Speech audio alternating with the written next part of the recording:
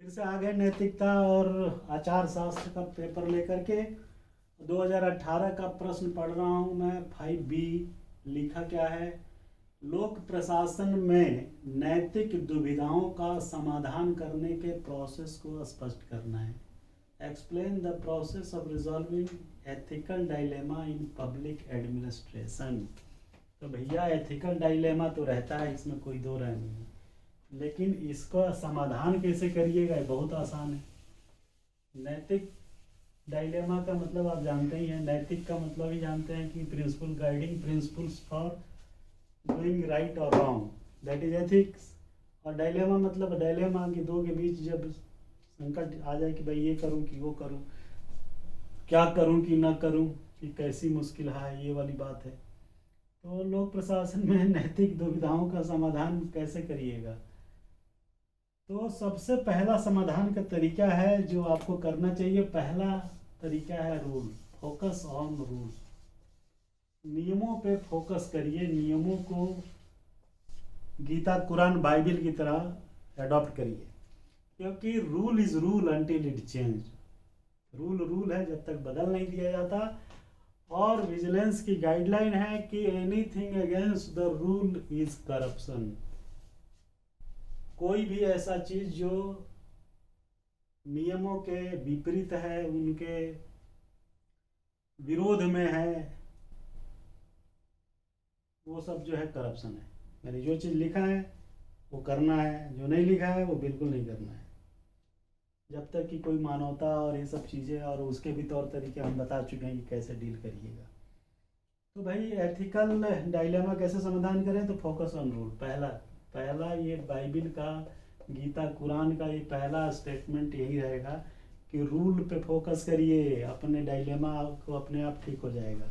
जब आप कसम खा लेंगे कि भाई मुझे रूल पे काम करना है, और भले मानवतावादी दृष्टिकोण जो है आपने एक बार के लिए छोड़ दिया तो कम से कम आप बचे रहेंगे। ज़्यादा मानवतावादी बनेंगे तो आपको नुकसान भी हो सकता है। फिर दूसरा जो है ग्रे एरिया जो रूल का है, ग्रे एरिया जो रूल का है उसको कैसे यूज करेंगे? उसको पारदर्शी तरीके से करना है जिससे कोई उंगली न उठा पाए। अगर ग्रे एरिया विवेकाधीन शक्तियों का इस्तेमाल कर रहे हैं तो आप जो है उसको लॉजिकल करिए, पारदर्शी तरीके से करिए, रैशनल तरीके से करिए, ट्रांसपेरेंसी ले आइए। तीसरा तरीका है, जो कुछ डिसीजन ले रहे हैं आप उसको जो है सबके सामने बताइए। हमने ऐसे बहुत सारे डिसीजन लिए हैं जो अगेंस्ट द रूल थे, लेकिन आपको सुन के ताज्जुब होगा कि हमने वो डिसीजन अकेले नहीं लिया। वहाँ हमारे बॉस थे, नीचे वाला था, साइड वाला था, मंत्री थे, नेता थे, एमपी थे, एमएलए थे, और पूरी जनता जनार्दन, कलेक्टर, एसपी से लेके और सेक्रेटरी से लेकर के सब कोई था। तो ऐसे सिचुएशंस में अगर आप कोई ऐसा जो है काम करते हैं जो रूल के खिलाफ है, तब भी आप बच जाते हैं, क्योंकि कोर्ट भी आपकी बात को मानता है, क्योंकि उसे पता है कि आपने जो गलत निर्णय लिया वो इसीलिए लिया क्योंकि आपके ऊपर भारी दबाव था, आपका गला पकड़ के दबा रहा था कोई कि भाई नहीं लोगे तो मरोगे। हमने ऐसे ऐसे कागजों पे साइन करके दिया है जिस पे कुछ लिखा ही नहीं था, ब्लैंक। घिर गए थे हजारों आदमी की भीड़ में, कोई पुलिस फोर्स इतना थी हजारों, तब भी आपकी जान नहीं बच पा रही थी। तो वो ऐसा कुछ लिख के देना, दे दीजिए। आप कोर्ट में फंसी हो जाए, कह दीजिएगा कि साहब जबरदस्ती कनपट्टी पे बंदूक लगा के लिखवा लिया, क्या करता। आपद धर्म, मुसीबत में जो क्या धर्म है वो करना है। लेकिन वही मैंने बोला, ट्रांसपेरेंसी मस्ट है। सबके सामने करिए, सबको बताया करिए, अगले दिन मीडिया को भी बता दीजिएगा ऐसा ऐसा लिख के देना पड़ा था मुझे, ताकि आप न फंसे। उसके बाद है अकाउंटेबिलिटी। एथिकल डायलेमा अपने आप ठीक हो जाएगा जब आपको लगेगा कि मैंने एमओयू साइन करके दिया है अपने ऑर्गेनाइजेशन को, और अगर हम उसको पूरा नहीं करेंगे तो इसके लिए हम जवाबदेह होंगे। तो ये फीलिंग जब आएगी तो एथिकल डायलेमा संकट जो दिमाग में आएगा, ये करूँ कि ना करूँ, क्या करूँ कि ना करूँ, तो आप सीधे वहाँ से हट के रूल पे आ जाएंगे और जो है आपका नैतिक दुविधा जो है खत्म हो जाएगा। सामाजिक संबंध जो है कार्य प्रणाली में नहीं होना चाहिए भाई, ध्यान दीजिए।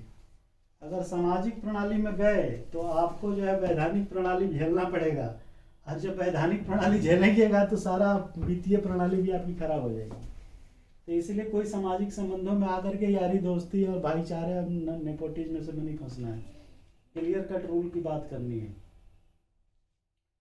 डेलीगेशन ऑफ पावर भी हो सकता है, और किसी ऐसे काम में मत उलझिए जिसमें आपके फैमिली के मेंबर जो है उसमें उलझे हुए हैं। ये सारे तरीके, और भी तरीके हो सकते हैं। इन सब के द्वारा जो है आपकी नैतिक दुविधा का समाधान हो जाएगा। ये सब प्रोसेस है, प्रक्रियाएं हैं, ये सब बिंदु हैं। इस बिंदु के थ्रू जो प्रोसेस करिएगा तो नैतिक दुविधा अपने आप समाप्त हो जाएगी। Thank you very much.